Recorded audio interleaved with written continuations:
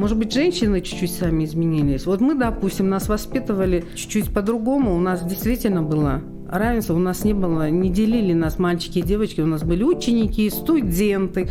То есть ко всем одинаковый спрос был. Вот пеки свои лепешки, умей домашнюю работу, доить корову, то есть огородом заниматься. Это тебе в семье нужно. Все.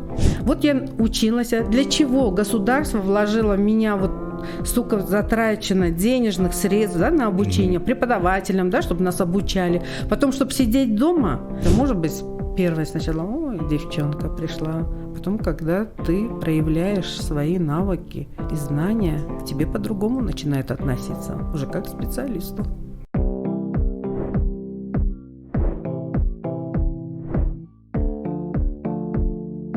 Добрый день.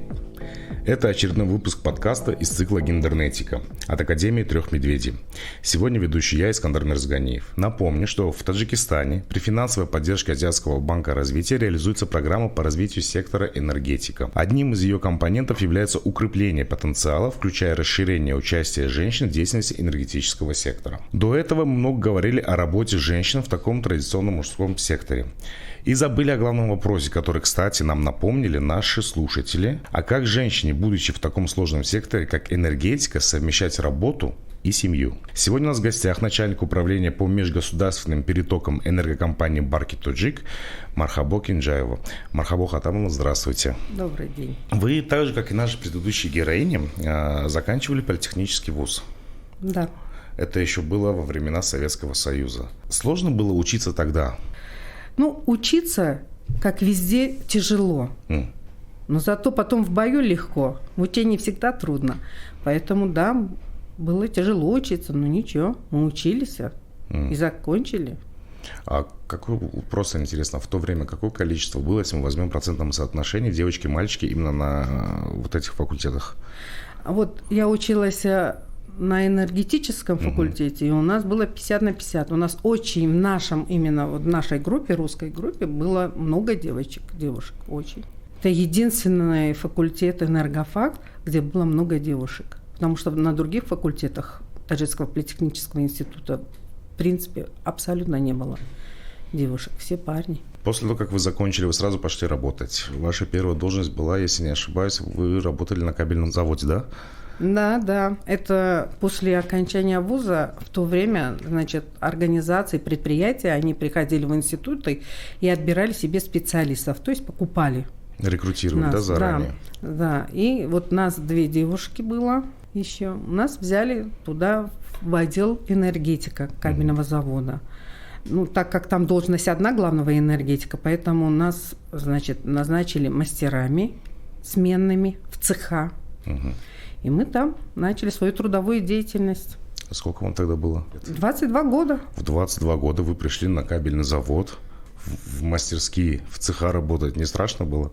Конечно, страшно, потому что в цехах там же люди такие, это рабочий класс, там уже все пожилые, они нам в мамы, в папы годились, а мы такие молодые, пришли сменными мастерами, а в смену еще мы работали, посменно, там 1-я, 2-я смена была, мы трудились, и ничего, они нас, как говорится, обучали производству, потому что мы учились по энергетике, а пришли к кабельному производству. Там чуть-чуть специфика работы другая, иначе. Ничего, было трудно, но ничего, знаете, нас, видимо, с детства закалялась сталь, да, все-таки видим цель и идем к ней, добиваясь видим этой цель, цели. Не видим препятствия. Да. На самом деле, мы вчера тоже обсуждали с коллегами то, что Советский Союз, это же было первое государство, где в плане гендерного равноправия было абсолютно все ровно. То есть и мужчины, и женщины работали абсолютно одинаково. Изменилось ли это? Просто вы застали и тот период, и сейчас вы также в энергетике находитесь, да, вот в этом секторе. Что-то изменилось по отношению к женщинам? Может быть, женщины чуть-чуть сами изменились. Вот мы, допустим, нас воспитывали чуть-чуть по-другому. У нас действительно было равенство, у нас не делили нас мальчики и девочки, у нас были ученики, студенты. То есть ко всем одинаковый спрос был. Не смотрели, что ты девочка или это, или вот мы в институте учились, что там мальчиков-энергетиков больше спрашивали, чем девочек-энергетиков. Нет, естественно. Нас учили как специалистов. Мы специалисты. Мы не мальчик, девочка, девушка, парень. Нет. Мы специалисты, поэтому и на работу при приеме, вот даже в барке «Тоджик», и на завод, и это смотрели, твой профессионализм, да, брали на работу, а потом по мере проявления твоих способностей, там ты шел рост спокойно. Но сейчас, мне кажется, наоборот, вот это все от женщин зависит. Женщины сами как-то, может быть, отошли от этого вот всего, да, больше как-то, может быть, им... одомашнили, что ли, я не знаю, более, чтобы дома, семье посвятить. Хотя наш вот лидер нации, президент, такую поддержку для женщин дает, что вот давайте, там и квоты, и различные это реализовывается для женщин, чтобы они себя проявили как личности, дают возможность. А тогда, вот при СССР, нет, там все было равноправие между мальчиками и девочками. Там у нас не было, чтобы такое особое внимание для девочек оказывалось. Нет. Причем это же все еще из семьи исходило. В семье же тоже такого не было, что вот это мальчик делает, это делает девочка. Да, в нашей семье так. Это может быть все и от семьи, точно. Потому что вот если сравнивать семью мою, допустим, вот родители, да, как нас воспитывали, у нас не было такого тоже. У нас все выполняли домашнюю работу, и мальчики, и девочки, хотя у меня вот брат, вот сестра, и мы все одинаково все выполняли. А вот семью моего мужа, если взять, к примеру, у них вот там действительно разделение, потому что у них там все-таки мужчины как-то определяют больше роль женщин. Женщины, даже вот девочек, я вот смотрю, особенно вот в сельской местности, там читать умеешь, достаточно. Они даже в школу вот на это не допускали. Вот пеки свои лепешки, умей домашнюю работу, доить корову, то есть огородом заниматься, это тебе в семье нужно. Все. У многих девочек дальше не пускают же тоже работать, между прочим. Факт. Вы, когда вышли замуж, вам муж не предлагал остаться дома и заниматься домашними делами? Вот из личного опыта я вам скажу, что мой отец, брат мой и муж, сейчас вот сын растет у меня, они все меня вот поддерживали. Потому что он видел, мой муж, когда я замуж вышла, он уже видел отношение к женщине в нашей семье. Угу. У нас не было такого, чтобы вот сидеть. У нас это все... Даже вот принимается, допустим, какое-то решение, это обсуждается. Это не так, вот я глава семьи сказал, и все. Нет, там какой-то вопрос, мы обсуждаем сначала, принимаем решение обоюдно, мы занимаемся вместе и с сыном, воспитанием сына, а не так. Вот ты женщина, сиди с детьми занимайся, а я пошел. Нет. Он тоже очень большое участие принимает в воспитании ребенка и помогает по-домашнему. Я часто в командировке ездю, он с сыном остается. Даже когда я, вот, допустим, замуж вышла, у нас родился сын, я 3 года не смогла сидеть дома, потому что меня как специалиста отозвали, попросили выйти, и в 5-месячном, уже 5 месяцев будучи ребенку, я оставила, я благодарна своим родителям, да, маме, отцу, сестре, они помогали мне с ребенком, потому что я занималась еще и работой. И муж мой, поэтому, знаете, это взаимопомощь, это семейное все-таки. Если ты одна, естественно, тебе бы было очень тяжело, если весь этот груз на твои плечи возложен. То есть совмещать, получается, и семью, и работу? Вот я совмещаю семью и работу, да. Вот при СССР мы же все работали, женщины и мужчины. Мы учились, это все было запланировано. Все-таки планирование – это очень большая, мощная вещь, да. Когда ты знаешь, что по жизни у тебя все это уже... Вот ты родился, вот тебя в ясельке, вот тебе садик, вот тебе школа, вот тебе институт, вот тебе работа. То есть уже у человека вот это все было. Вот я училась. Для чего государство вложило в меня столько затрачено денежных средств, да, на обучение преподавателям, да, чтобы нас обучали. Потом, чтобы сидеть дома, естественно, это долг перед государством ты тоже должна выполнить. Ты должна реализовать себя и отдать этот долг перед государством. И все женщины работали. Не было такого, что я буду дома сидеть. Нет. Все должны были работать. И не только в городе, допустим, но и в сельской местности. Женщины обязаны были работать. И такого вопроса совмещения, чтобы ты выбрала работу или семью, таких вопросов не возникало. Потому что, когда человек работает, вот я по себе сужу просто, и если эта работа тебе нравится, она заряжает тебя, понимаете? У тебя сил хватает, ты же реализуешь себя, во-первых, правильно? Потом получаешь от этого, когда у тебя что-то получается, ты видишь, как говорится, свое вот детище, да, тебе это очень... Мотивирует. Да, мотивирует, да. Но ты не растрачиваешь все силы свои, ты это все распределяешь и оставляешь и на семью. Это сказать, что я полностью ушла в работу, оставив мужа и ребенка. Ну, нет же, конечно. Кстати, писали не только мужчинам комментарии, но и женщинам. Некоторые женщины считают, ну, судя по их комментариям, что равные возможности в работе не так уж и нужны для женщин. Вы согласны с таким суждением? Ну, разные мнения, конечно, могут быть. Лично я считаю, что должны быть равные условия. Должны. А там это выбор женщины. Главное, чтобы была такая возможность у всех людей. Ну, независимо там, допустим, от отрасли, энергетика или там предприятия или еще что-то, да. Просто равные условия мужчин и женщин, чтобы они могли себя реализовать, эти женщины. Ну да, я тоже всегда говорил, тоже зачем девочки вот сейчас в современном Таджикистане идут учиться, чтобы потом сидеть дома. То есть ты, получается, занимаешь чье-то место, ты тратишь деньги свои, родители деньги тратишь свое время, а потом просто сидишь дома. Я вот этого тоже не понимаю. Я отец дочерей, поэтому я вот этого не понимаю. Я хочу, чтобы все работали, все самореализовывались, становились личностями, независимыми и сильными. Моё правильная позиция, я с вами полностью согласна. Удается ли соблюдать баланс между ответственной работой в сложном секторе и семьей? Конечно, если бы не было баланса, наверное, не было и семьи. Бывает, что на работе какие-то форс-мажорные ситуации, какие-то, ну, у вас тем более энергетика, аварии или там что-то случилось экстренное? Бывает, конечно. Я очень часто выезжаю в командировки вот на подстанцию. Вот мы недавно подключали 507-ю линию из Центральной Азии. Мы там до 3 часов ночи сидели на подстанции, пока вот испытательные работы проходили. Но ничего, у меня...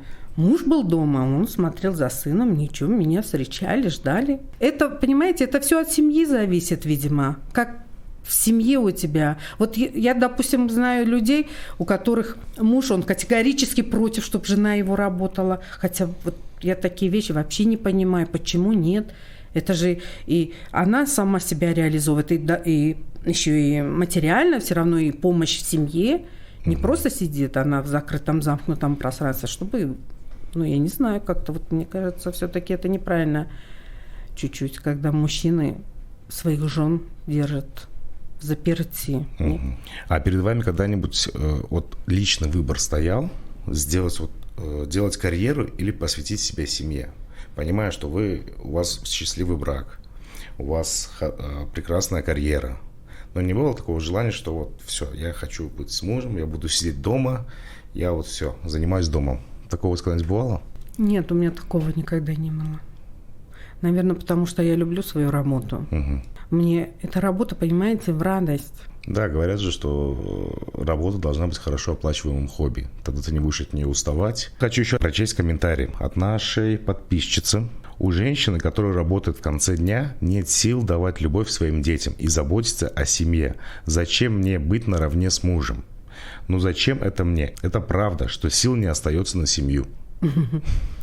Ну, наравне с мужем мы, естественно, не будем. Муж – это муж, жена – это жена. И мы не собираемся в семье главенствовать и занимать место выше мужа. Нет, муж – это муж. Насчет равноправия, допустим, и вот работы, я вам еще хочу рассказать, да, что эта работа мне нравится. Я ее выполняю. И когда я с работы прихожу, да, я не знаю, у меня хватает сил. Нету такого, что вот прям... Да, ну, бывали такие моменты, вот, допустим, когда мы запускали линию, да, когда ты вот в час ночи приходишь, конечно, ты уставшая.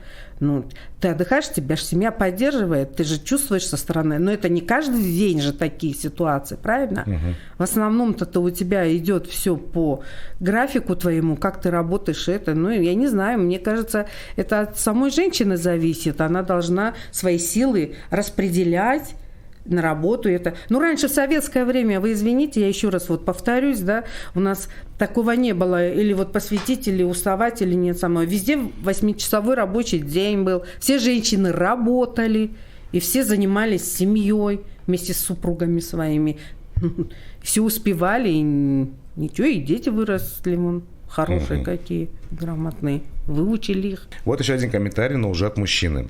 Главная обязанность женщины – учиться, чтобы в дальнейшем обучать своих детей и управлять домохозяйством. Вот такой вот комментарий был. Я, конечно, согласна с ним, что надо обязательно учиться. И не только женщинам, а всем. И мужчинам, и женщинам обучаться. Но и не для того, чтобы потом сидеть в семье, а для того, чтобы еще можно и работать, реализовывать свои мечты, потенциал. Вот, я не знаю, как объяснить этому мужчине, допустим, от того, что она, допустим, закончила мединститут, к примеру, закончила она врач, квалифицированный врач, полный, все. И что ее дома надо закрыть? Врач – это все-таки, если ты не работаешь и нету этого, тебя лишат этого диплома. И зачем тогда эта учеба? И какое знание врача она даст своим детям? Я понимаю, высшее образование – это когда у тебя все сбалансировано, твои мысли все собраны, ты можешь, как говорится, свою энергетику уже распределить на работу, на семью, на, допустим, общественную работу, на что тебя хватит. Эта женщина сама, она выбирает, и она очень рациональна. Она, естественно, она не думает обо всем. Вот, допустим, я как женщина, допустим, сижу с вами интервью даю, но я уже пошла, подготовила и ужин, и это, чтобы если мой муж придет, чтобы уже у него все было. Это все организация, понимаете? То есть как вам донести? То, что женщина, она сама может сбалансировать свою энергетику, свои возможности. Потому что у нас в стране нет женщин, сколько заканчивают девушек прекрасных, и врачи, и педагоги, и в энергетику, конечно, мало идут, потому что, думаю, чисто мужская профессия. Поэтому мы сейчас занимаемся пропагандой среди девушек, это здесь все равно, как-то, мне кажется, от семьи очень много зависит. Начинать надо с семьи, с родителей, чтобы все-таки на детей смотрели как на равноправных мальчиков и девочек, что давали на личность. Да, как личность рассматривали, не так, ой, ты девочкой задвинули тебя, иди лепешки пеки. А именно потому, что есть такие у нас девчонки, у них очень сильный потенциал, энергетика сильная, они лидеры по своей натуре. Я потому что в институте, допустим, была, я видела, такие есть у нас. Просто поддержка нужна. Отталкиваясь от этого комментария, что женщина, давайте еще раз просмотрю, должна, главная обязанность женщины учиться, чтобы в дальнейшем обучать своих детей управлять домохозяйством. Что здесь в данном случае идет какой-то сброс ответственности за воспитание детей со стороны мужчины. Почему только женщина должна заниматься детьми? Да, семья все-таки, она состоит из мужа и жены, они оба должны участие принимать в жизни деятельности своего ребенка. И не только повесил, я зарабатываю деньги, а ты сиди и занимайся. Допустим, мальчик у меня, это все равно мужское начало, и мужчина должен тоже свое воспитательное участие принимать в воспитании детей. Какую роль в вашей личной карьере сыграла ваша семья? Очень большую роль. Потому что меня во всех моих начинаниях всегда поддерживали. Когда я была девчонкой, меня родители поддерживали. Когда я начала учиться в институте, преподаватели, которым я благодарна, они нас научили, дали знания. На работе, здесь мужчины вокруг, специалисты, они все-таки к нам так не относились. А может быть, первое сначала, девчонка пришла. Потом, когда ты проявляешь свои навыки и знания, к тебе по-другому начинают относиться, уже как к специалисту. И идет карьерный рост. Вашу династию энергетиков продолжат ваши дети? Вы знаете, если честно, у нас такого особого этого нет, мы чисто идем. Что нравится, куда хочешь, туда иди. Твой выбор. Мы даем право выбора своему ребенку. Конечно, мы направляем, говорим, объясняем, как, что. Он сам выбирать будет. Мы не можем его насильственным образом. Иди по этому. Ребенок должен выбирать сам, кем он хочет быть. Родители должны только помогать ему в этом стремлении. Да. Точно так же, как и нам. Это наш выбор был. Нас родители поддержали, они нам Что брату, что сестре, мне. В первом подкасте мы говорили о том, что у девочек интерес к STEM-наукам сохраняется в том случае, если они будут знать о дальнейшей поддержке. Что бы вы сказали девушкам, которые выбрали точные науки, но боятся, что в карьере может не сложиться, и они не найдут поддержку среди близких? Знаете, одно хочу посоветовать. Не надо бояться. Надо идти и делать, идти и учиться. А карьера сама тебя найдет. Как ты себя проявишь, как ты самая. Не надо ничего бояться. Почему? Зачем бояться, если ты грамотная женщина, если ты... я еще раз повторюсь, наш же лидер нации. Сейчас такая поддержка с его стороны для наших девушек, женщин. Такие даются возможности большие для них.